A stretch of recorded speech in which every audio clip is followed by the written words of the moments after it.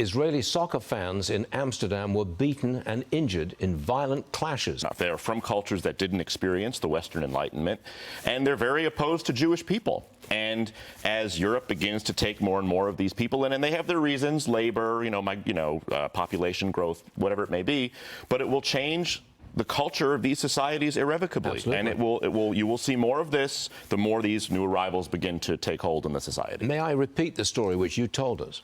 You were with your father in Berlin recently, it was this year. Yeah.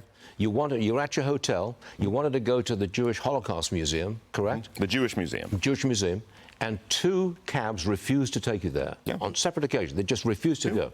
That's anti-Semitism. Pulled up to the hotel, doorman, the concierge we spoke to them, and then they zoomed off. And we were like, what happened? He says, he didn't want to go there. This happened on 2 occasions. And I will tell you, these cab drivers were not Germans. We actually did find a 3rd cab driver who did take us there, who was an old German guy. But the cab drivers in Berlin are, again, made up of generally the population of the new arrivals.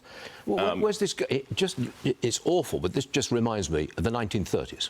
That's what it reminds me of. Well, and it's not the 1930s as it might be remembered in historical films and the history books, because it's a different. It's not Germans are incredible people, and they atoned for the Holocaust, and they've made amends, and they've done great work on that issue.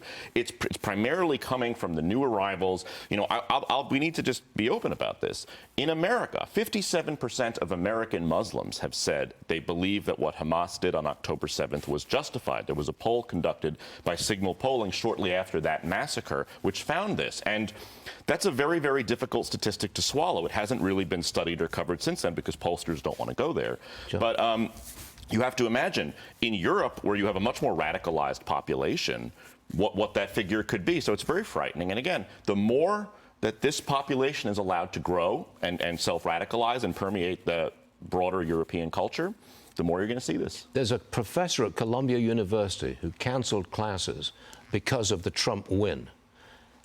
It occurs to me that at Columbia, Jews were spat on in the campus and accosted, didn't stop any classes. Did they cancel class after October 7th? Right. I don't remember.